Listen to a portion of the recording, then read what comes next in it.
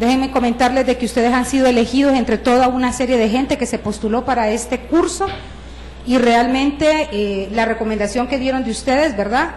Esperamos pues de que al final terminemos todos así como comenzamos, porque los cursos virtuales a veces pues son un poquito de autoestudio y pues las personas que los recomendaron a ustedes dijeron de que eran personas persistentes, que es una cualidad definitivamente necesaria para poder iniciar y terminar este tipo de talleres. Mi nombre es Ángel Ordóñez, estudio la carrera de Ingeniería Eléctrica y es mi primer año.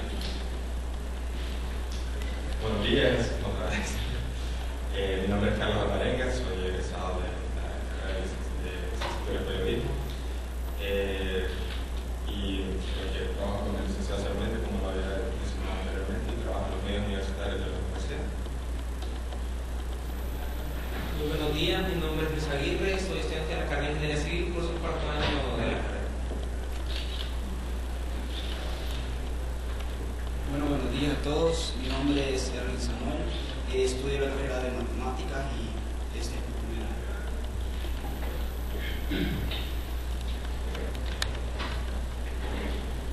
Buenos días compañeros, soy Cristian Salgado Campos y estudio la carrera de Ingeniería Civil, actualmente cursando el tercer año.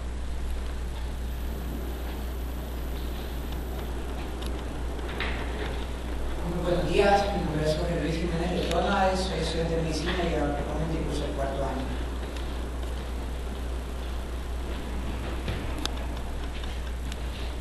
Buenos días, mi nombre es Jorge Vilchibor, estudio la carrera de Sociología y este es mi cuarto año.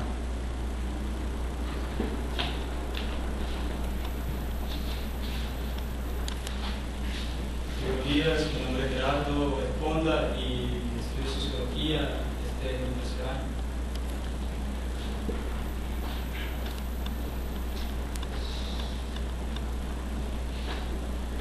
Buenos días, mi nombre es Diana Muñoz, estudiante de Ingeniería Civil y estoy en mi tercer año.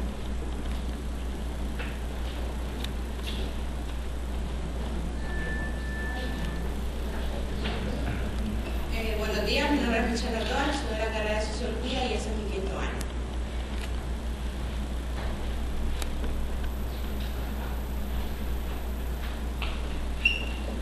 Buenos días, mi nombre es Stephanie Rivera y actualmente curso cuarto año de Química y Farmacia.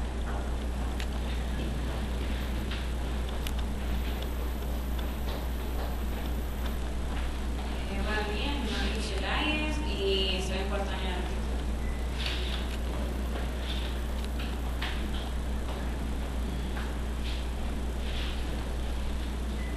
Buenos días, mi nombre es Ángela Morales y estoy en cuarto año de Ingeniería Civil.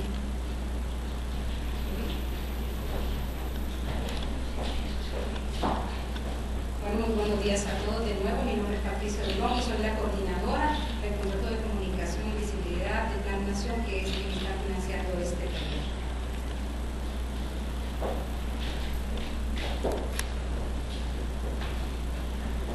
Muy buenos días, mi nombre es Yolanda Palacios y soy oficial de apoyo técnico del contrato de comunicación y visibilidad de Plan Nación.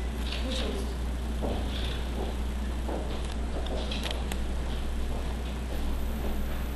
Muy buenos días a todos y todas. Mi nombre es Jessica Cruz y soy una de las asesoras virtuales de este curso. Así que vamos a estarnos comunicando mucho, ¿verdad? A través de los foros, las tareas. Y me alegra mucho, ¿verdad? Que una de las características de ustedes sea la autodedicación, porque se va a necesitar mucha dedicación, ¿verdad? Y mucho esfuerzo de parte de ustedes. Bienvenidos. Bueno, muchas gracias, bienvenidos a todos. Vamos a comenzar el curso, pero antes quiero contarles a ustedes un poquito el contexto de dónde surge este curso. La Universidad Autónoma ha sido contratada por la Secretaría de Planificación con fondos de la Unión Europea para llevar adelante lo que es el proyecto de visibilización del plan de educación, visión de país. En ese marco, la universidad definió una serie de estrategias orientadas a la sostenibilidad de políticas públicas de largo plazo, porque el Plan de Nación pues, es efectivamente eso, son políticas públicas de largo plazo, el cual incluía una sensibilización a diferentes actores de distintos estratos, de distintos sectores de la sociedad, con distintos niveles, para ponerlos en contacto con lo que son las planificaciones a largo plazo, la toma de decisiones sobre cómo llevar adelante el desarrollo de un país en el marco de políticas definidas a nivel sectorial. Y se iniciaron varios cursos virtuales, el de ustedes pues, son el primer curso virtual que estamos organizando, ¿verdad? Que en el caso pues, de esta metodología hemos incorporado digamos, algún momento presencial, que es únicamente este momento presencial, pero en el cual pues, hacemos una introducción general sobre lo que es políticas públicas, o sea, ya profundizarán con los asesores virtuales en cada una de estas temáticas, y que no es el único que se está desarrollando.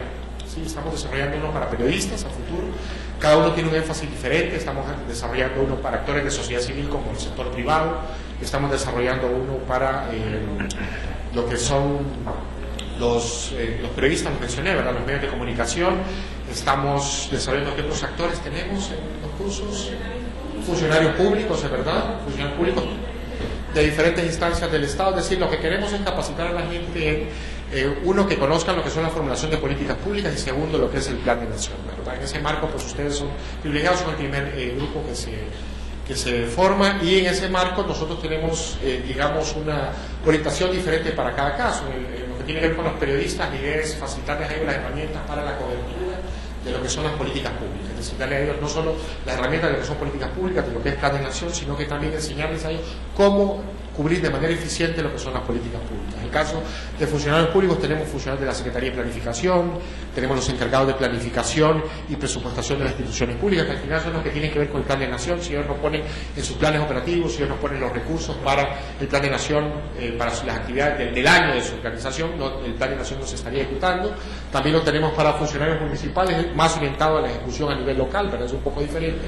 Y también para actores de sociedad civil, ¿verdad? Que está orientado básicamente a estrategias de incidencia política y lobby, es decir, cómo lograr que el Estado efectivamente cumpla lo que se ha comprometido a hacer en el plan de nación y cómo los actores de sociedad civil pueden monitorear. En el caso de usted es un curso más académico, ¿verdad? De formación general, incluye varios aspectos de los que, digamos, el tronco de lo que vamos a ver con los demás sectores, ¿verdad? Que básicamente todos compartimos una base formativa común, ¿verdad? Y en el caso de ellos, pues sí tiene una orientación específica que a ustedes se les va de manera general. Entonces, me alegra mucho que tengamos una variedad de carreras, ¿verdad? De las ingenierías, de la química, medicina, la sociología, hay tres o cuatro de sociología, ¿verdad? Que es una carrera que siempre le interesa el tema de políticas públicas, es lo más cercano al final lo que tenemos en seguimiento, digamos, a la gestión estatal, ¿verdad? Pero como ustedes van a ver, las políticas públicas tienen que ver con todos los actores, ¿verdad? De la matemática, de la ingeniería civil, la medicina, la química y farmacia, porque todas las acciones que hace el Estado para resolver los problemas de la sociedad están relacionadas directamente con políticas públicas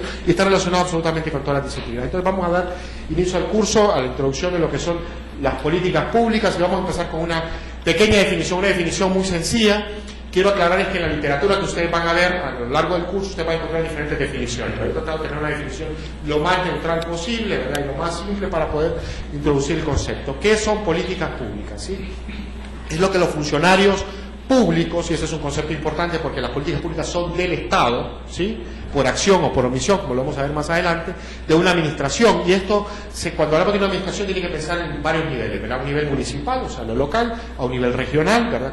Como vamos a ver más adelante que está organizado el Plan de Nación, y a nivel nacional. Es decir, son tres niveles de gestión, ¿sí? Que hacen los funcionarios públicos, ¿sí? Sobre problemas identificados como de interés público.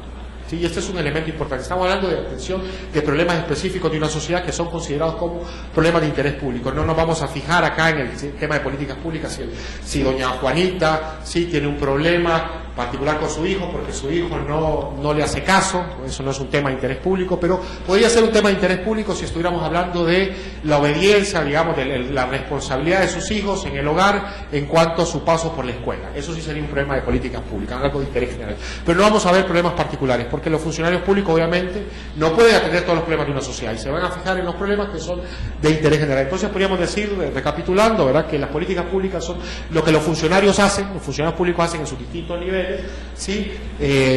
O no hacen también, porque una forma de hacer políticas públicas es no hacer cosas, ¿verdad?, acerca de problemas identificados como de interés público, ¿verdad? Y tenemos que tener en cuenta algunos conceptos básicos a la hora de entender lo que son las políticas públicas. Uno es el concepto de gobierno. Cuando hablamos de gobierno, ¿a qué nos referimos? A todas las instituciones y procesos, ¿sí?, políticos a través de los cuales se hacen las decisiones de políticas públicas. Es decir, el actor, digamos, interviniente, directo, responsable de la formulación de políticas públicas. Y cuando hablamos de política, ese es otro tema, otro término que tenemos que tener claro, que se refiere al ejercicio del poder en una sociedad o en decisiones específicas de políticas públicas, ¿verdad? También la política es el proceso a través del cual las políticas públicas son formuladas y adoptadas. ¿Qué más tenemos como conceptos claves que hay que tener claro al arrancar este curso de políticas públicas? Los problemas, ¿sí? ¿Qué son los problemas? Bueno, obviamente todos tenemos una definición de lo que son los problemas, pero en este caso, en el sentido de políticas públicas, estamos hablando de condiciones que el público percibe ampliamente como inaceptables, ¿sí?, y que requieren una intervención. Y aquí el campo es bastante amplio. Cuando estamos hablando de problemas, estamos hablando de problemas de salud, ¿sí?, problemas, y aquí todos ustedes por eso pueden enterarse de que sus profesiones están directamente relacionadas de alguna manera con la formulación y ejecución y supervisión de políticas públicas. Podemos hablar de problemas de salud, podemos hablar de problemas relacionados con la calidad de las medicinas, por ejemplo, es un tema de políticas públicas, la calidad de las carreteras, el tendido eléctrico, ¿sí?, la distribución presupuestaria, en el caso de matemáticos, ¿sí?, la falta de cohesión social. Pues podemos identificar en cada una de nuestras carreras problemas de interés social que son considerados como inaceptables por parte del público. Y la política, sí, que es diferente al político, no es el curso de acción que un individuo o un grupo sigue consistentemente para lidiar con un problema. Esos son 4 conceptos que tenemos que tener claros, ¿verdad? Junto con lo que son acciones de política, que las acciones de política son las actividades formales de un gobierno para alcanzar sus metas, y los resultados de política, que son los efectos que tiene un curso de acción en la sociedad.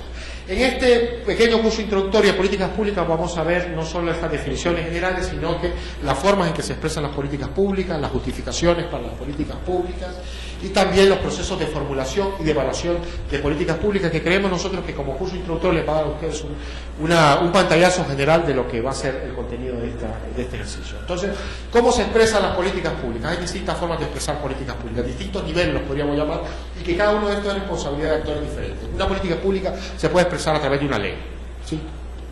Por ejemplo,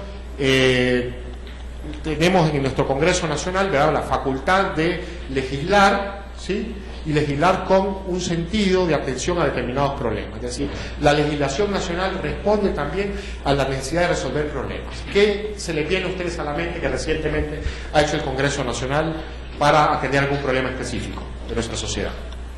¿Una idea de lo que ha hecho recientemente el Congreso? ¿Qué leyes ha votado en los últimos 2-3 años? Si quieren les menciono una, si no se recuerdan.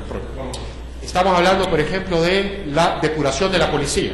Sí, en algún momento la sociedad percibió como un problema que la policía no funcionaba por distintas razones, porque había corrupción, porque no había controles sobre los mandos policiales, los mandos superiores, los mandos intermedios y la clase más baja del oficial de la tropa, ¿sí? Y el Congreso tomó la determinación de, para mejorar la seguridad, tener un problema de carácter público que es, ¿sí?, la falta de una policía transparente, responsable, respetuosa de los derechos humanos, ¿verdad?, y con capacidad técnica para resolver el delito en este país. Entonces, a través de una ley, el Congreso modificó la estructura de la policía, se creó una junta de intervención, y bueno, a raíz de eso pues han salido otra serie de medidas, algunas acciones ejecutivas, decisiones que ha tomado el Ejecutivo, como depurar la policía, como crear nuevos cuerpos de policía, que algunos de ellos se hicieron vía decreto legislativo, en el caso de las Fuerzas Armadas, porque obviamente las Fuerzas Armadas constitucionalmente tenían una restricción para participar en operaciones policiales, y el Estado decidió, a través de una legislación específica, ¿sí?, que los militares se involucraran en acciones de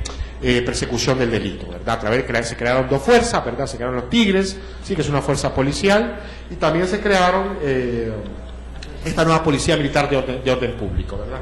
¿Qué más? Bueno, las acciones ejecutivas, que es lo que hacen directamente los gobiernos, ¿sí? El gobierno toma una decisión de movilizar recursos de un lugar a otro, de dedicar las funciones de algunas de sus organizaciones a atender problemas específicos en la sociedad. También regulaciones, que esas también las puede hacer tanto el Ejecutivo como el Legislativo, es decir, son medidas que buscan regular de alguna forma algunos aspectos de la sociedad. Y por último, fallos judiciales, que alguien podría decir, bueno, ¿qué tienen que ver los fallos judiciales en esto? Sí, es un tema, los jueces lo que hacen es administrar justicia. Bueno, administrando justicia también usted orienta las políticas públicas. Este es de todos los procesos de formulación de políticas públicas, este es un proceso pasivo, sí, más reactivo, no es un proceso como el otro, que es continuo, ¿verdad? Que el Ejecutivo está de forma permanente, tomando decisiones junto con el Congreso para atender problemas específicos. El Poder Judicial reacciona a petición de un ciudadano que dice que sus derechos están siendo violados, o que el Estado no está atendiendo alguna función específica, y a través de un fallo judicial, a través de una sentencia, el juez puede ordenar de alguna forma la elaboración de políticas públicas. Esas son las formas en que podemos expresar políticas públicas. ¿Y por qué un gobierno puede atender una temática específica? ¿Por qué un gobierno puede decir, bueno, me interesa resolver este problema? Bueno, tiene que haber una convergencia de dos cosas, es muy interesante, ¿verdad? No todos los problemas pueden ser atendidos, algunos problemas entran en la agenda, otros problemas son excluidos de la agenda, y esto lo voy a ejemplificar con el tema de la depuración policial. ¿Sí? Durante mucho tiempo, creo que todos de alguna manera fuimos víctimas de abusos policiales, ¿no es cierto? ¿Sí? Conocíamos historias de gente que la policía lo había asaltado, que pasaban un operativo y la policía no entendían y que le sacaban plata. Sí, casos más terribles donde sospechaba que la policía estaba involucrada en asesinatos extrajudiciales, en algunos casos de mareros, en otros casos de gente por problemas de droga, en algunos casos de gente por simplemente porque a la policía le caía mal o por digamos algún exceso en la utilización de la fuerza. ¿Sí? Durante años supimos que nuestra policía no era la mejor del mundo, ¿no? ¿Sí? No sé si alguien tenía la expectativa de que teníamos la mejor policía del mundo, pero creo que la mayoría de nosotros coincidíamos que habían fallas en el sistema policial. Bueno, eventualmente, ¿qué es lo que sucedió? Un hecho de alta trascendencia mediática, como el asesinato de 2 estudiantes universitarios, puso en la discusión pública, en la agenda pública, ¿sí? La necesidad de depurar la policía. Entonces, ¿por qué un gobierno atiende una temática? Cuando el público y los hacedores de política creen que el gobierno necesita intervenir para corregir un problema. ¿Sí? Se decidió hacer una intervención de la policía porque nos dimos cuenta, no es que nos dimos cuenta, o sea, masivamente la sociedad reaccionó ante un hecho violento, brutal, como el asesinato de 2 jóvenes universitarios, y que motivó a que el público estuviera más consciente y que los actores políticos tomaran realmente la responsabilidad definitiva de hacer algo con relación al tema de la policía. ¿Sí? Entonces, ¿por qué tiene que haber una convergencia interesante para que un gobierno resuelva el tema de políticas públicas o decida implementar una política pública? Tiene que haber un convencimiento de la sociedad de que este problema hay que atenderlo, ¿sí? Y tiene que haber un convencimiento de la clase política o de los hacedores de decisión o tomadores de decisión de que hay que resolver este tema. Y algunos de ustedes se estarán preguntando en este momento, pero hay un montón de temas que están excluidos, ¿no?, de la agenda, que a nosotros nos parece importante y que los hacedores de política no han atendido. Bueno, eso lo vamos a ver más adelante porque hay un proceso de formulación de políticas públicas en el cual algunos temas entran y otros temas quedan excluidos. Ese tema de la policía se tendría que haber atendido hace 15, 20 años. ¿Hace cuánto tiempo no sabíamos nosotros que la policía era mala?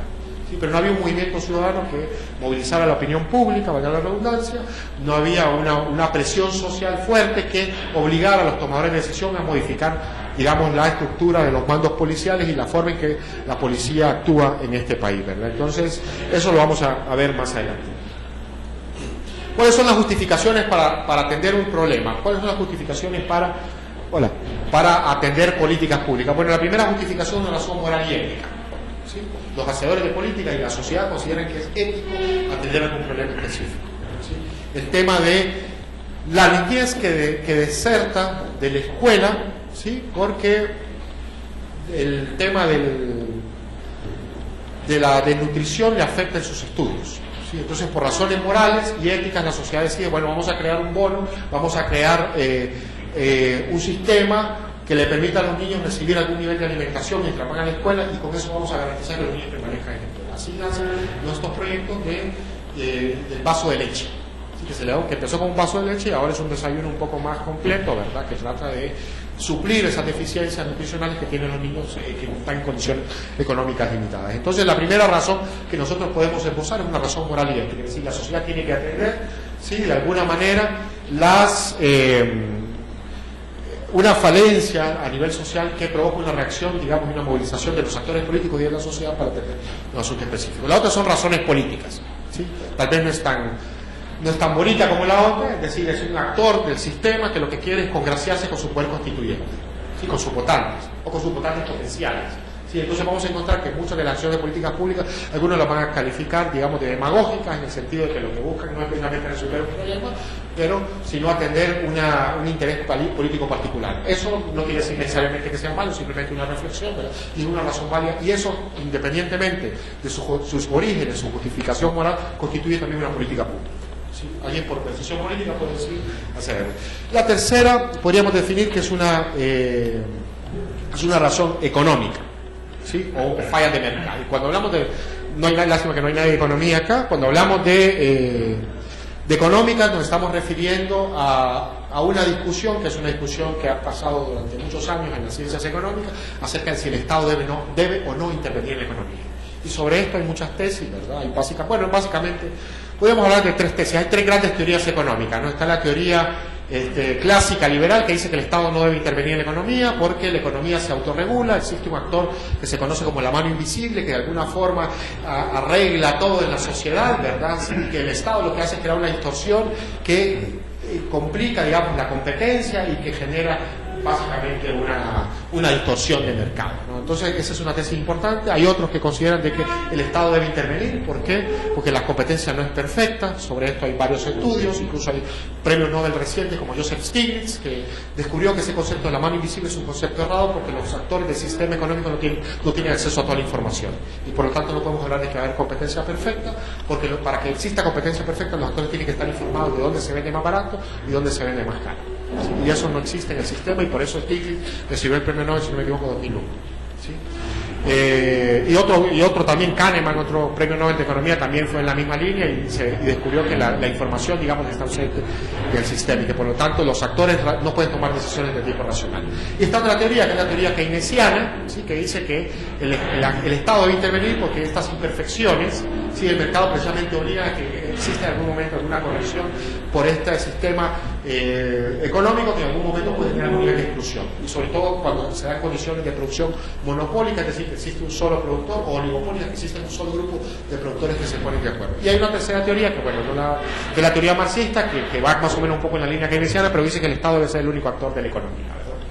Que está un poco, bueno, que se llevó a la práctica, digamos, durante el siglo XX y que tuvo, digamos, un fracaso estrepitoso, ¿verdad? También podemos hablar de que no solo es las fallas en el mercado por la forma en que está organizada la economía, sino que también negatividades externas, un problema a nivel internacional que tuvimos en el 2008. ¿Se acuerdan ustedes de la crisis financiera que se dio en Estados Unidos que nos terminó golpeando a nosotros? Nos obliga en algún momento, sí, una intervención por parte del Estado, ¿verdad? O positividades externas, cuando un tercero externamente tiene algunos beneficios que no son transmitidos a todo el resto de la sociedad. Bueno, ya mencionamos la falla de información cuando no existe competencia perfecta, la falta de provisión de bienes colectivos. Aquí podemos poner un ejemplo clásico de Honduras, que es la canasta básica. El Estado interviene porque considera que las condiciones de producción en el mercado local sí crean son condiciones oligopólicas, es decir, son 3 o 4 empresas las que podrían definir el precio de los productos como los frijoles, el arroz, que son productos la leche, que son productos que la gente necesita para el consumo diario, para tener una ingesta mínima de calorías que les permita, digamos, desarrollarse plenamente como seres humanos, y que debido a esto el Estado tiene que fijar precios. Nosotros tenemos una política de fijación de precios. Por eso cuando alguien dice que en Honduras existe un libre mercado, no está diciendo la verdad, porque realmente nosotros tenemos un actor interviniente en la fijación de precios de productos tan importantes como la canasta básica, que están regulados por decisiones estatales, ¿verdad? Protección de recursos comunes, ¿sí? El medio ambiente, ¿verdad? Obviamente esto el Estado tiene que intervenir, al sector privado parece no interesarle. Hasta ahora están saliendo tesis de responsabilidad social empresarial que apuntan a que las empresas tienen también un rol importante en la protección del medio ambiente, y sobre esto hay un desarrollo importante. No es reciente en Honduras, pero no es reciente en el mundo. Estados Unidos lleva como 30, casi 40 años de empresas empezándose a preocupar por el medio ambiente, pero obviamente no al nivel y a la escala que se requiere, y por lo tanto el Estado debe intervenir. Y por último, la provisión de bienes públicos que el sector privado no desea proveer. ¿Quién se encarga de cuidar los parques nacionales? El sector privado no le interesa. ¿Sí? Hay recursos, y ese recurso lo tiene que hacer el Estado, ¿verdad? Seguridad y protección de parques nacionales. Estas son, bueno, las 3 razones principales por las cuales nosotros podemos decir que es necesario hacer políticas públicas. Recapitulando: razones morales, ¿sí? Razones políticas y razones económicas. Son básicamente las 3 razones. En la literatura que ustedes van a ver, porque tienen bastantes lecturas, que sí les recomendamos que traten de seguir al ritmo que se requiere en el curso, ¿verdad? Para que no se vayan quedando rezagados y que vayan comprendiendo, sí, a medida que van avanzando en los contenidos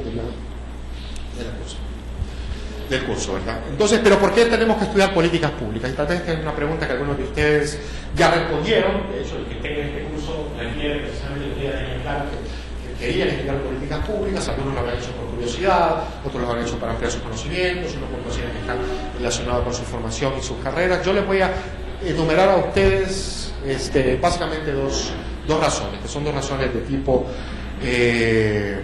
político, que tiene que ver con el sistema en el cual vivimos, que es un sistema democrático, en el cual nosotros teóricamente podemos participar, ¿verdad? que si bien nuestra participación está limitada desde el punto de vista conceptual a ir a votar en elecciones, ¿verdad? Quiero explicarles a ustedes que la democracia es un sistema político que va más allá de eso. El sistema original estaba pensado, digamos, la Grecia clásica en una participación de los ciudadanos. Bueno, en la Grecia clásica no todos los ciudadanos, las mujeres estaban excluidas, ¿sí? Veo que en este caso pues estamos separados, las mujeres por acá, los hombres por acá, ¿verdad?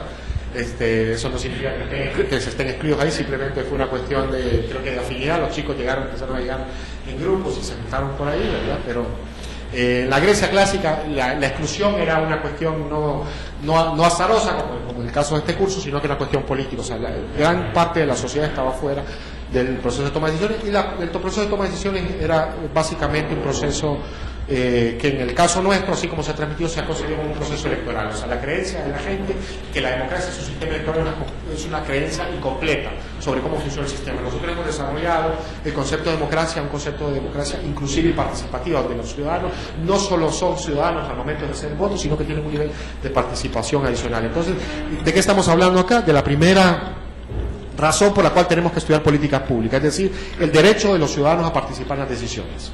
¿Sí? Y esto implica que nosotros tenemos que ir más allá del ejercicio electoral que usted va a tener el 24 de noviembre, ¿sí? E involucrarse de alguna forma a lo largo del tiempo en la formulación de políticas públicas. Y el segundo, que tiene que ver con el anterior también, ¿verdad?, es la capacidad para influenciar en el proceso de toma de decisiones. Una sociedad organizada, una sociedad consciente de que los problemas de políticas públicas son problemas que no solo atañen a los tomadores de decisión, sino que a los ciudadanos, ¿sí?, que de forma permanente deben influir. El proceso electoral nos permite construir un nuevo tipo de ciudadanía, ¿verdad? Mientras más conocemos sobre los problemas y las alternativas, más equipados estamos, más capacitados estamos para poder influir en el proceso de toma de decisiones. La idea es que no hay que dejar a los políticos únicamente el proceso de formulación de políticas públicas. ¿Qué hubiera pasado si nosotros nos hubiéramos como ciudadanos mantenido, digamos, inmóviles frente a los abusos policiales? ¿Qué pasó cuando el asesinato de estos dos estudiantes? Hubo una movilización social importante que salió de acá, empezó acá en la universidad y que permitió transformar las políticas públicas. Nosotros nos convertimos en actores como universidad del proceso de formulación de políticas públicas, ¿sí? Entonces, conocer las alternativas, conocer los problemas, involucrarnos en el proceso, nos va a ayudar y nos va a servir para construir una ciudadanía que esté como un contrapeso a las decisiones políticas e ideológicas. Si nosotros dejamos en manos de los partidos políticos, como ciudadanos del proceso de toma de decisiones, la ideología, ¿sí?, las agendas partidarias son las que van a servir para formular las políticas públicas, y nosotros como ciudadanos tenemos que estar ahí. Y como grupos organizados de la sociedad podemos, con conocimiento, ¿sí?, y comprensión del proceso de formulación de políticas públicas, influir de manera más eficiente en el mismo, ¿verdad? Entonces, otra cosa importante también es en este proceso es la comprensión de las instituciones gubernamentales y los actores políticos, ¿sí?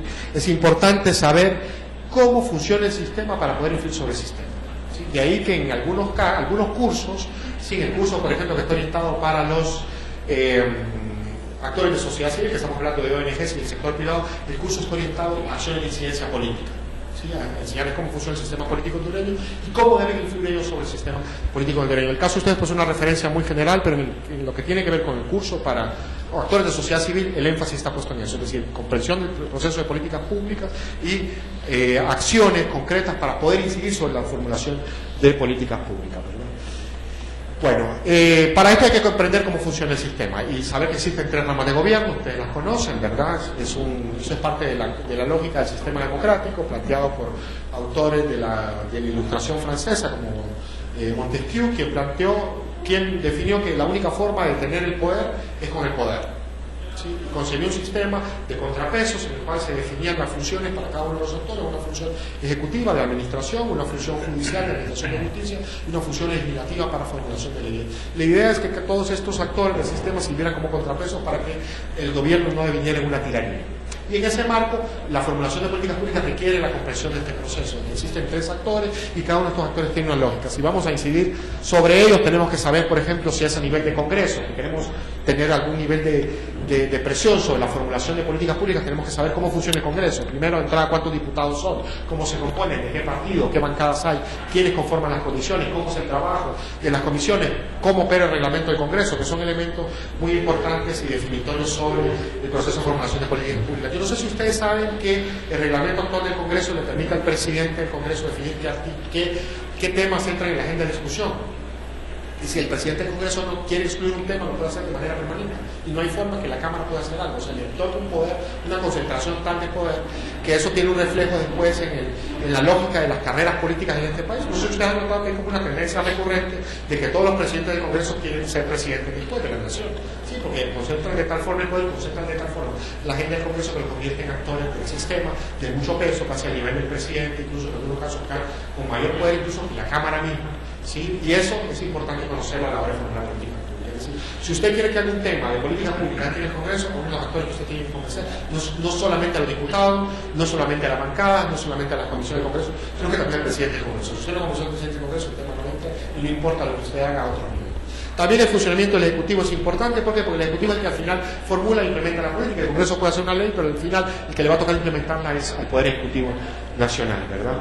Y es esencial que ustedes conozcan su composición interna. ¿Para qué? Para ejercer algún nivel de influencia, para entender por qué algunas políticas se implementan y otras no se terminan implementando. Y por último, el judicial, cuyo rol, les había dicho que es un rol más reactivo, pasivo, que es básicamente un rol de interpretación de políticas públicas en función de las demandas que establecen los ciudadanos, ¿verdad? Sientan precedentes que imponen sanciones. Bueno, es importante entonces explicarles a ustedes en este nivel cuáles son las teorías que sustentan la formulación de políticas públicas. ¿Por qué algunas políticas públicas se implementan y otras no se implementan, ¿verdad? Y es interesante que ustedes tengan claro que detrás de este proceso de formulación de políticas públicas ha habido mucha reflexión científica al respecto y se han creado distintas teorías que nos permiten interpretar y entender el proceso de formulación de políticas públicas. Esas teorías nos van a ayudar a nosotros que son básicamente representaciones abstractas, ¿verdad? Que los científicos hemos tratado de construir para interpretar la realidad, nos van a permitir a nosotros entender cómo funcionan las políticas públicas. ¿Y cuáles son las teorías más importantes sobre las cuales ustedes van a tener algún encuentro, de alguna manera explícita, de otra forma implícita en los textos que les va a tocar leer? Pues estamos hablando básicamente de 5 teorías: la teoría elitista, la teoría de grupo, la teoría institucional, la teoría de la elección racional y la teoría de los sistemas políticos. Vamos a ir desarrollando cada una de estas. ¿Qué quiere decir la teoría elitista? La teoría elitista podrían llamarla algunos, si quieren, teoría pesimista, ¿no? Es la teoría que se ha formulado dentro del marco de la ciencia política. Son básicamente autores como Mosca, Pareto y Robert Michels, quienes han planteado que en una sociedad, no importa qué tan democrática sea, siempre es una élite la que gobierna. ¿Sí? Siempre es una élite, no importa qué tan abierto sea, y no porque el sistema plantea un proceso de exclusión automático, sino que al final es poca gente. Lo que dice Michels se llama, también los de sociología la conocen, la ley de hierro de la oligarquía, ¿verdad? Plantea de que al final no importa qué tan abierto son, siempre es una minoría la que se va a interesar por el tema político. Entonces nosotros podemos reflexionar un poco: ¿es cierto eso? ¿Toda la gente está interesada en política acá en este país? ¿O al final es una minoría la que evidentemente, o que al final es la que realmente se interesa? Es una pregunta interesante que va del lado de esta teoría. Y lo que plantea esta teoría es que además no solo es una élite la que toma las decisiones, sino que además los pensamientos de la élite difieren del pensamiento del público. Sí, la gente quiere una cosa, pero los políticos hacen otra. Vamos a poner un ejemplo reciente: la elección del fiscal general. ¿Qué es lo que quería la gente? Una elección de un fiscal apolítico, que se hiciera un marco en que todas las fuerzas políticas estuvieran de acuerdo, ¿verdad? ¿Y qué decidieron las élites políticas? Se puso un partido que tiene mayoría, que tenía más una mayoría simple, que no alcanzaba la mayoría absoluta, pero que tenía una mayoría simple en el Congreso, tiene una aplanadora de 71 votos, se unió con 2 partidos pequeños y con una mini bancada de uno de los partidos tradicionales para poder elegir el fiscal bajo ciertas circunstancias, que generó de alguna manera algún nivel de malestar. O sea, contrario a lo que piensa la gente, ¿sí? La clase política, la élite política tomó una decisión. ¿Sí? Entonces, estas teorías elitistas, que también algunas llaman teorías pesimistas, ¿no? Lo que nos están diciendo es que al final quien decide en una sociedad es una élite. ¿Y qué significa esto en términos de políticas públicas? Que quien hace las políticas públicas es una élite y que no necesariamente esa élite está, digamos, vinculada a las necesidades de la gente, ¿verdad? ¿Quiénes son las élites? Pues podemos calificar las élites desde distintas perspectivas. Podemos hablar de élites económicas, que eso es algo que está muy presente ahora en el discurso de los partidos de izquierda, ¿verdad? Que hablan de los grupos de poder, de las oligarquías, ¿sí? También podemos hablar de élites políticas, ¿sí? Que son los actores del sistema político más visibles, ¿verdad? Que no necesariamente son los mismos actores económicos. Podemos hablar incluso de élites culturales, personajes de la farándula, ¿sí? Lo que diga Lady Gaga es importante, ¿verdad? Tiene un efecto sobre nosotros. Lo que diga Chelato, por ejemplo, que es parte de una élite cultural en este país, ¿verdad? Que ahora se pasó de partido, y eso tiene un impacto en el sistema. Es decir, son actores que tienen un nivel de influencia. Lo que diga Bono, luego se menciona Bono y creo que es otra generación. ¿Saben quién es Bono, no? ¿De qué vos sos? Sí, a veces la gente dice, bueno, y también tenemos élites científicas, ¿sí? Que son los analistas políticos, que son la academia, o sea, nosotros, ¿sí? Por eso este curso es tan importante, ¿verdad? Que ustedes eventualmente se van a dar cuenta. Ustedes forman parte de una élite, entonces se han dado cuenta. Sí, pero el hecho de estar en la universidad en este país es algo que no puede acceder a la mayoría de la población. Creo que más o menos 10-11% de la gente que finalmente, eso los convierte automáticamente en una élite, aunque no estén en Unitec, aunque no estén en una universidad élite. Ustedes, por el hecho de tener una educación digital, ya constituyen una élite científica en este país. ¿Sí? Y esta élite científica es la que toma las decisiones. Entonces ustedes analizan y vemos así rápidamente la composición de los actores del sistema político. Vamos a ver a los grupos económicos, a los Atala, por decir algo, a los Ferrari, a los que ustedes quieren mencionar. Vamos a ver también a los actores políticos, vamos a ver a Xiomara Castro de Celaya, vamos a ver a Juan Orlando Hernández, vamos a ver a Carlos Flores, sí, vamos a ver a Manuel Zelaya, vamos a ver a Roberto Micheletti, a Mauricio Villar. Esos son los que están visiblemente en el sistema político. Y a nivel cultural, pues ya tenemos a Narrala, por ejemplo, que es un caso interesante, de un ícono cultural de la industria de la industria cultural del país, que está devenido en un político. Y cuidado con Narrala, que Fujimori iba a ser presidente de la misma vía. En Perú, él era presentador de televisión de un programa agropecuario, muy malo por cierto, pero era conocido, ¿verdad? Igual que el Xero, ¿verdad? Iba a ser presidente. Y una élite científica, ¿quiénes son los que aparecen en los analistas? Sí, normalmente los analistas son egresados universitarios, ¿verdad? Podemos debatir si tienen o no el carácter de analista, gente como Raúl Pineda Alvarado, pero bueno, ahí está Jorge Illescas, ahí lo menciona, la rectora también es un analista, porque ella ha publicado libros. Entonces, por eso es la referencia, ¿verdad? Que hay unos que tienen el título de analista en esta sociedad y no han publicado libros, no han investigado nada, pero bueno, los medios de comunicación lo reconocen como tal. A diferencia de la rectora Castellanos, que ya se ha publicado libros, ¿verdad? Y tiene una larga trayectoria científica, ¿verdad? Bueno, esa es la teoría elitista, la otra es la teoría de grupo, sí, es una teoría un poco más optimista, dice que bueno, que no son las élites las que definen el contenido de las políticas públicas, sino que grupos de la sociedad que se organizan y que compiten entre ellos, y que en algunos momentos unos grupos van a tener más peso que otros. Sí, es una teoría un poco más abierta, algunos la denominan incluso teoría pluralista, que lo que está planteando es que la política pública es el producto de la lucha entre distintas organizaciones de la sociedad y grupos de interés. Y eso es una teoría interesante porque no plantea, digamos, un escenario en el cual aparentemente no se puede hacer nada, sino que más bien es una teoría que realmente nos abre espacio al debate de la participación política, es decir, no, nosotros si nos organizamos como sociedad podemos hacerlo. Le voy a poner un ejemplo de esto, que ya lo mencioné, el tema de la depuración de la policía. Dentro de las élites políticas no había un enorme consenso para hacerlo. De hecho, más bien podríamos decir que había algún nivel de complicidad en las élites políticas y económicas de mantener el status quo de la policía. ¿Sí? Fue una organización de la sociedad civil, que somos nosotros, que somos la academia, quienes nos movilizamos, nos organizamos para pedir un cambio. Entonces, desde esta perspectiva, podemos dejar de lado esa tesis que plantea la teoría elitista, que solo las élites políticas pueden organizar. Nosotros podemos, como sociedad civil, crear algún nivel de movilización e incidencia política para cambiar, ¿verdad? Es una visión pluralista, ¿sí?, que lo que plantea es que nosotros a nivel de sociedad organizadamente podemos evitar que algún sector de la sociedad tome la hegemonía o tome el control sobre los demás aspectos de la sociedad que tiene que ver con la formulación de políticas públicas, ¿verdad? Y estos grupos de la sociedad, que pueden ser públicos o privados, ¿verdad?, podemos formar coaliciones entre nosotros para apalancar la formulación de determinadas políticas públicas. La otra es la teoría institucional, ¿sí? Se centra su análisis, es otra aproximación científica, que centra su análisis no en las élites, no en los grupos de la sociedad, sino que en la forma en que está estructurado el Estado. Sí, plantea que el resultado de las políticas públicas es un resultado que tiene que ver con los aspectos legales y formales en la estructura gubernamental, sus poderes legales y su capacidad administrativa para seleccionar y elegir y implementar determinada política pública, ¿verdad? ¿Y qué es lo que se centra básicamente en el estudio de cómo las estructuras del Estado pueden facilitar o no la formulación de políticas públicas? Va a haber muchos casos en que ustedes van a encontrar en la literatura en el cual un gobierno toma una decisión y la decisión jamás se implementa, porque la burocracia estatal se opone a la implementación de esta política y hace lo imposible para bloquear la implementación de esta política. Es decir, vamos a encontrar nosotros elementos y vamos a encontrar circunstancias en que, al revés, las mismas organizaciones del Estado facilitan la implementación de determinadas políticas públicas. Es decir, los grupos dentro del Estado llegan al convencimiento de que determinada política pública es necesaria para la sociedad y logran cambiarlo. La cuarta teoría es la teoría de la elección nacional, es una teoría que viene del campo de la microeconomía, ¿sí?, que se ingresó después a la ciencia política, y es toda una escuela, de hecho, la ciencia política, la escuela de la Rational Choice, de la elección nacional, que plantea que las decisiones que se toman en el sistema político son decisiones de carácter racional. ¿Sí? ¿Qué significa decisiones de carácter racional? Que se ha sopesado los beneficios y los costos y se ha optado por la mejor alternativa en esta relación de costo-beneficio. ¿Sí? Y esta plantea que los actores del sistema egoísta, del sistema político son actores egoístas que siempre están buscando la maximización de su beneficio. Y en ese proceso de maximización de su beneficio podemos llegar a elegir la mejor política pública, ¿verdad? Muchas veces, es una teoría bastante criticada, vamos a decir, por dos razones, ¿verdad? Sobre cada una de las teorías hemos estado haciendo una reflexión corta, ¿verdad? A favor y en contra. Y en esta lo que podemos decir es que hay muchas críticas, primero porque consideran que los actores del sistema no son racionales. Así que no hay mucha racionalidad en el sistema. Sobre eso el campo de algunos de psicología, el campo de la psicología cognitiva ha hecho muchos aportes para describir lo que son los procesos de razonamiento que utiliza la gente, particularmente lo que denominan esquemas mentales y atajos heurísticos, que plantean que realmente la gente no razona y que creer que la gente razona en el sistema político es llevar al extremo, digamos,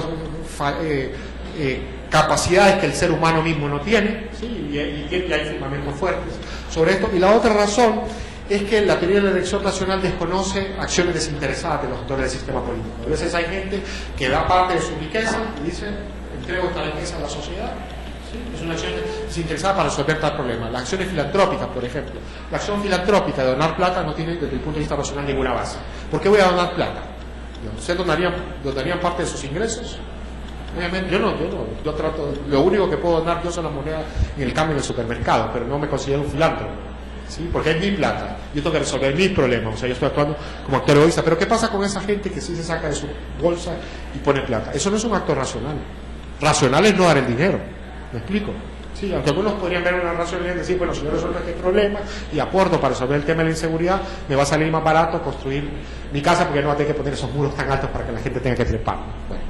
¿Qué más? La otra es la teoría de los sistemas políticos. Esta teoría se concentra en analizar la forma en que el sistema político responde a las demandas del entorno, ¿sí? Como la opinión pública y los grupos de interés. Esta es una teoría diferente a la teoría elitista, que no plantea que son las élites, que no plantea que son los grupos, que no plantea que son las instituciones, que no plantea que es un tema de racionalidad, sino que plantea que es la estructura del sistema político la que determina por qué algunas políticas son adoptadas y por qué otras políticas no son adoptadas. Entonces analiza el tema de las demandas, los apoyos, las decisiones políticas, el efecto de las decisiones políticas y la retroalimentación y la implementación de políticas públicas. Bueno, estas son básicamente las teorías, ustedes van a profundizar sobre ellas, ¿verdad? Y yo voy a hablarles un poquito sobre el proceso de formulación de políticas públicas, que eso tal vez es un elemento clave, ¿no?, a la hora de comprender cómo se hace una política pública. Y cuando hablamos de un proceso de políticas públicas estamos hablando de un proceso cíclico y lógico que de alguna u otra forma, aunque ustedes van a encontrar alguna diferencia en la literatura, ¿verdad?, básicamente son casi los mismos procesos. Primero es la definición de la política, ya lo vamos a ir explicando cada uno de ellos, la fijación de la agenda, la formulación de la política, la legitimación de la política, la implementación de la política, la evaluación de la política y el cambio de la política. ¿Qué hablamos cuando decimos fijar la agenda y definición del problema? Primero, lo que tenemos que hacer antes de implementar una política pública es definir un problema, ¿sí? Y definir un problema realmente no parece ser algo complicado, ¿sí? O sea, el problema es la inseguridad. No necesitamos pensarlo mucho. Si yo les pido a ustedes que me nominen los problemas, yo creo que en 5 minutos vamos a sacar un listado de unos 20, 30 problemas de esta sociedad. Eso no es tan complicado. Lo complicado aquí son dos cosas. Uno, determinar el origen de las causas del problema. Eso es complejo, no es tan sencillo, ¿verdad? A veces caemos en simplificaciones y decir, no, el problema de la inseguridad es tal cosa. El problema de la inseguridad es que no hay suficientes policías. El problema de la inseguridad es que no hay suficiente iluminación en las calles. El problema de la inseguridad es que la policía es corrupta. El problema de la inseguridad es que el crimen organizado ha penetrado todos los tratos de los cuerpos de seguridad. Posiblemente todas esas sean explicaciones, pero no es una única explicación, y a veces caer en la idea de la monocausalidad, es decir, que solo un elemento es el responsable, digamos, de la falla de un actor del sistema, puede ser una reflexión un poco limitada, ¿verdad? Y lo otro, y esto es un problema porque normalmente la interpretación de las causas es una cuestión ideológica. Si usted le pregunta a la derecha y la izquierda las causas de la violencia en este país, le va a dar respuestas diferentes.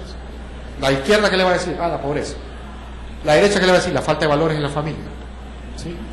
Y de ahí vamos a encontrar en el arco ideológico, en el espectro ideológico, diferentes tipos de matices, ¿no? Para algunos va a ser, ¿no?, que algunos van a ofrecer hasta explicación de carácter religioso, no, si falta Dios, digamos, en la familia, y que por eso hemos fallado. Algunos van a decir, algunos van a llegar a opiniones más elaboradas desde su perspectiva ideológica, pero en esencia todas las interpretaciones van a estar matizadas por un filtro ideológico, ¿sí? Y el otro elemento difícil del problema no solo identificar las causas, sino que la gente lo vea como tal, ¿sí? Que el público, los hacedores de política acepten que realmente esto que estamos definiendo como un problema es un problema que hay que tener, y que requiere, porque desgraciadamente jóvenes, ninguna sociedad del mundo puede tener todos los problemas, ¿sí? Con la misma disponibilidad de recursos. Los presupuestos le asignan más plata en cualquier país del mundo a una actividad que a otra. ¿Por qué? Porque los recursos son limitados y la sociedad no puede resolver todos los problemas de una sola vez y necesita priorizar el gasto. Entonces, en este proceso de priorización del gasto implica la priorización de los problemas, la jerarquización de los problemas. Es decir, algunos problemas son más relevantes que otros. Y este es el segundo elemento complejo en el tema de la fijación de la agenda y la definición de la temática. Es decir, que la gente entienda que ese es un problema importante, ¿verdad? ¿Y de qué depende la inclusión de la agenda? Bueno, de un trabajo largo, que podemos llamar un trabajo de incidencia política, ¿sí? Que lo pueden hacer diferentes actores de sociedad civil, desde los grupos organizados hasta los medios de comunicación. Sí, de hecho, en la comunicación, bueno, Carlos sabe, hay una teoría que se llama la teoría de la fijación de agenda o agenda setting, que es la que estudia cómo los problemas entran en la agenda de los medios de comunicación. ¿Sí? Y cómo esa inclusión de estos temas en la agenda de comunicación ayuda a configurar el sistema político. Eso puede ser una razón, pero también un evento extraordinario puede influenciar en la incorporación de las políticas públicas. Se me ocurren dos ejemplos, uno a nivel internacional y uno a nivel nacional. A nivel internacional, 9/11, el ataque terrorista. Antes de eso nadie hablaba de los terroristas. Nadie sabía quién era Al-Qaeda. Solo los que estudiaban relaciones internacionales, sí. Solo los que estudiaban relaciones internacionales eran los que estaban al tanto de la posibilidad de la existencia de un grupo terrorista llamado La Red, que lo dirigía un señor Osama Bin Laden, que ahora es conocido por todos, pero que en aquel momento nadie sabía nada. Y el otro caso es el caso de Honduras de del asesinato de los dos estudiantes universitarios, ¿verdad?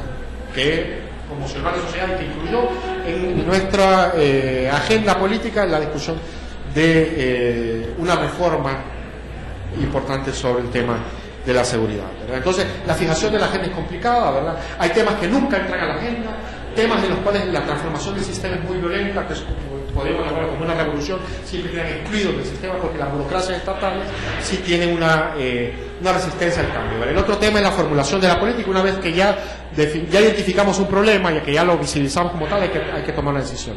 Entonces, ¿cómo hacemos esto? Hay que identificar los cursos de acción, ¿sí? ¿Cuáles son las propuestas para resolver el problema? Hay que analizarla en función del costo financiero. O sea, yo les puedo, si usted me dice resuelve el problema de la seguridad, se lo resuelvo fácilmente, pero deme el 85% del presupuesto del Estado.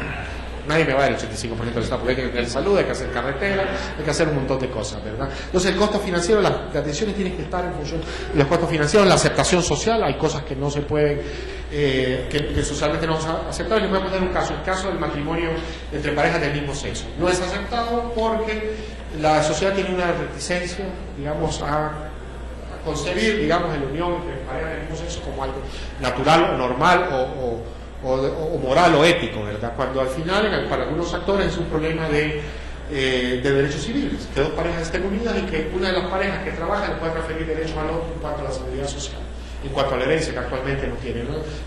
Y si ustedes lo ven, a muchos de los grupos que andan promoviendo el matrimonio no les interesa tanto, lo que les interesa es precisamente eso, la transferencia de derechos, un tema de derechos civiles de igualdad ante la ley. Entonces, un problema de transferencia de derechos, ¿sí?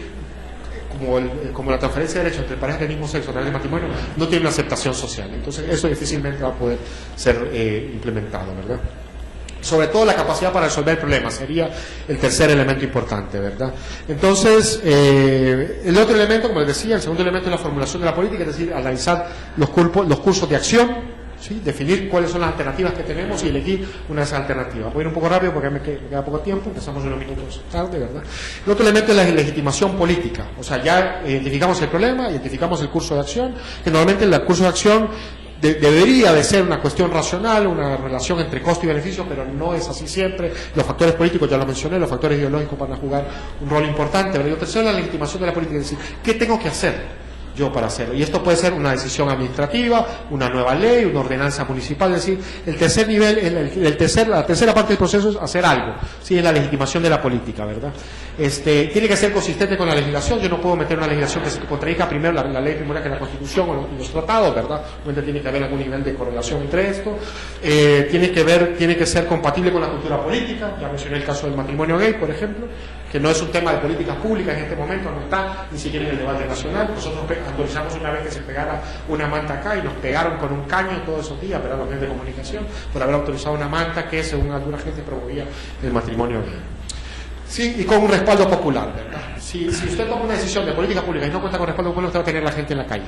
al día siguiente, movilizándose en contra.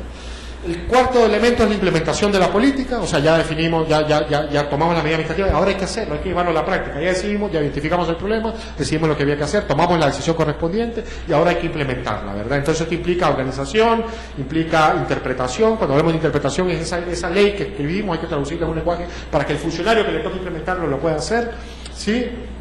Y hay que definir aplicación, ¿verdad? Son básicamente los elementos. El otro elemento es la evaluación de la política, ¿sí? ¿Funcionó o no funcionó? ¿Sí? ¿Dio los resultados esperados o no dio los resultados esperados? La depuración de la policía, ahorita, ¿funcionó o no funcionó? La creación de Tigre, ¿funcionó o no funcionó? Tenemos que revisar eso, cuando estas tropas salgan a la calle, ¿verdad? En 6 meses y realmente abajo la criminalidad. Mi opinión es que eso no va a influir en nada, honestamente, porque va a tener algún impacto, pero no como se espera, porque obviamente tenemos un problema ahorita que hay 5.000 policías fantasmas en la planilla de la policía, no sé si ustedes se dieron cuenta de eso, ¿verdad? Hay un montón de policías depurados, entonces sí va a ayudar a compensar la salida de algunas unidades que no están en la calle, pero tampoco va a resolver el problema de la delincuencia, porque si a mí se me ocurre sacar un arma y pegarle un tiro a Carlos, a mí nadie me puede detener, ¿sí? A veces lo quiero hacer en la oficina, pero y por último, cambios en la política. Sí, ya definimos que la política no funciona, entonces hay que modificar ese proceso. Ese es el ciclo de formulación de políticas públicas. Identificamos el problema, buscamos la alternativa, ¿sí? La legitimamos, es decir, tomamos una decisión, la implementamos, la evaluamos, nos dimos cuenta que no funcionó y hay que cambiarla. Ese es el cambio de política. Rápidamente, ¿cuáles son los instrumentos de políticas públicas? Tenemos regulaciones, tenemos acciones gubernamentales, tenemos acciones impositivas, tenemos mecanismos de mercado, tenemos educación, información y prestación de educación. Todos estos pueden ser instrumentos de políticas públicas, ¿no? Cuando piensen en las políticas públicas no solo piensen como una decisión del gobierno, sino que también educar e informar a los ciudadanos es un tema de políticas públicas, ¿verdad? ¿Qué tipo de políticas hay? Bueno, hay una clasificación, ustedes van a ver en la literatura, ¿verdad? Esta es la de Lowy, sí, hay políticas distributivas, redistributivas, regulatorias, ¿verdad? ¿Y de dónde salen los estudios para la implementación de políticas públicas? Vienen básicamente de 3 áreas, y ese es un elemento importante y clave, ¿sí? Científicos, ¿sí? La comunidad científica es la que le va a decir a ustedes qué es lo que hay que hacer, y ahí entran ustedes. En el proceso de formación de políticas públicas, en algún momento en su vida, a muchos de ustedes les tocará definir cómo debe ser la red de distribución eléctrica. Usted hará un estudio y se dará cuenta que, claro, ingeniería eléctrica, ¿no? Se dará cuenta de que el problema de la red de distribución eléctrica es porque está mal calculado, no sé qué, la forma en que el cajón genera energía se pierde un 30% y por eso no llegamos a...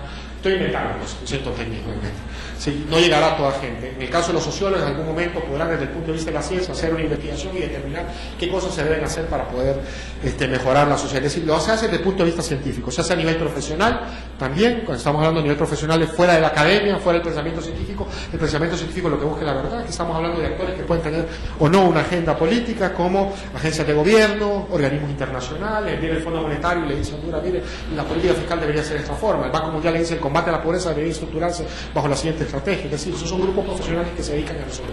Los think tanks o tanques de pensamiento, que aquí no hay muchos en Honduras, que son grupos que se dedican a la reflexión científica fuera de la academia. Y por último, los políticos. Es la otra agenda. Vean ustedes cuánto conocemos ahorita de las agendas de los políticos.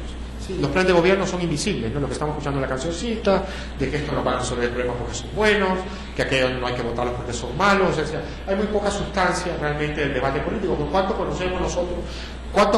Yo si les pregunto que levanten la mano, ¿quiénes conocen los planes de gobierno de todos los partidos? Sé que nadie va a levantar la mano. Porque ni siquiera yo puedo levantar la mano, apenas conozco el de uno. Y lo conozco porque estoy haciendo investigación que vamos a publicar. Yo soy docente en UNITEL sobre las propuestas de los candidatos. Solo hemos podido hablar con uno de los candidatos. Entonces, bueno, y lo más importante, que ahí es donde tenemos ustedes, ya terminamos 5 minutos, sí, el análisis de políticas públicas, que implica el análisis de cómo se da este proceso, ¿verdad? Y esto se hace de varias maneras. ¿Cuál política es la mejor? Hay que evaluarlo en función de la efectividad, de la eficiencia, de la equidad y la viabilidad política. Es decir, no solo tenemos que ver si es la mejor manera de resolver el problema, si es la menos costosa y cuál nos permite distribuir los beneficios, sino que también hay que considerar elementos como cuán aceptables para los tomadores de decisión. Nosotros podemos saber la respuesta para resolver los problemas de este país, pero si los tomadores de decisión no están dispuestos a aceptarla porque es muy costoso políticamente para ellos, no lo van a hacer, ¿verdad? ¿Cómo analizamos las políticas públicas? Bueno, definimos y analizamos el problema. Construimos políticas alternativas, o sea, hay que tener opciones creativas acá, ¿verdad? Desarrollamos algunos criterios evaluativos, valoramos las alternativas y sacamos conclusiones. Esto es básicamente el proceso de análisis de políticas públicas. No vamos a aventarnos más porque eso es solo un curso introductorio, ¿verdad? Y queremos explicarles a ustedes. Ya casi para terminar, quiero contarles acá qué tipo de análisis se necesitan, ¿sí? Y esa es la parte complicada. Si nosotros vamos a analizar políticas públicas, ¿qué vamos a hacer? ¿Vamos a lidiar con las causas o hacer asuntos pragmáticos? ¿Sí? ¿Cómo vamos a frenar la delincuencia? Vamos a atacar la pobreza, que digamos sería como el elemento, como lo más importante. Si nosotros atacamos la pobreza, resolvemos en gran medida el problema de la delincuencia en este país. Pero podemos hacerlo. Es un proceso que nos puede llevar 20 años. O aumentamos las sanciones penales, bajamos la edad punible, metemos presos a los de 16 años por los delitos que cometen. ¿Sí? Podemos hacer un análisis comprensivo o un estudio rápido. ¿Sí? Podemos hacer un estudio que nos lleve 10 años para resolver el problema, o podemos hacer un estudio rápido. ¿Cuál es la alternativa? Es complicado, no es fácil, ¿no? Las sociedades tienen una tendencia a hacer estudios cortos porque realmente le permiten a mí tomar decisiones. Las presiones políticas que tienen los gobiernos son grandes, solo son 4 años de administración. Si se hace la reforma de la Constitución, posiblemente el periodo se entienda a 8 años, pero a las administraciones que les gusta hacer estudios cortos. Análisis consensuados o polémicos, ¿sí? Buscamos la teoría dominante, ¿sí? o buscamos una aproximación teórica y epistemológica diferente. Y finalmente podemos hacer un análisis racional o política democrática. Nos centramos en una relación costo-beneficio o vamos y le preguntamos a la gente. La relación de las políticas públicas con el plan de nación tiene que ver con una discusión importante a nivel científico, con lo que es la planificación de una sociedad.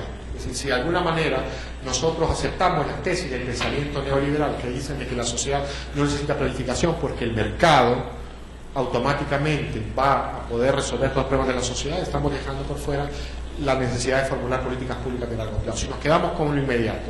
En ese debate científico, la Secretaría de Planificación, que fue el momento de una secretaría muy importante, fue la primera víctima de este modelo neoliberal que planteaba de que no era necesario planificar y que lo que había que hacer era dejar que el mercado resolviera las cosas de manera autónoma, automática. Yo ya les comenté las dudas que hay desde el punto de vista de las mismas ciencias económicas, ¿no? Pensadores como Stiglitz, Kahneman, damos premio Nobel, que plantean de que el mercado difícilmente va a poder resolver los problemas porque la competencia no es perfecta, porque falta información.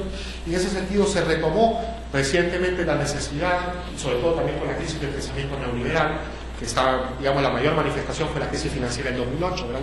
El ejemplo de un mercado desregulado no es racional, o sea, que atentó contra su propia esencia, ¿sí? Que obligó a la mayor intervención fiscal y financiera del siglo XXI, ¿verdad? Que el gobierno de Estados Unidos tuvo que intervenir directamente en el sector bancario porque el sector bancario estaba atentando contra la lógica del sistema. Eso obligó a los pensadores latinoamericanos, tanto de las ciencias políticas como de las ciencias económicas, a reconsiderar, ¿sí?, la necesidad de planificar.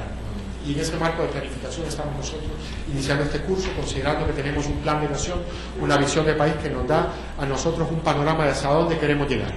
Sí. Un plan de nación que ustedes no van a estudiar, podemos encontrar tal vez que algunas cosas están incompletas, faltan, tal vez no están completas, no están realmente desarrolladas, podemos no coincidir con ellas del todo, pero lo importante es que por primera vez en muchos años tenemos nuevamente un horizonte de trabajo para pensar lo que son las políticas públicas a largo plazo. Y por eso es importante este curso, para que ustedes desde la academia vayan construyendo las bases teóricas y los conocimientos necesarios para poder servir como punto de apoyo para la divulgación de la necesidad de tener políticas públicas a largo plazo.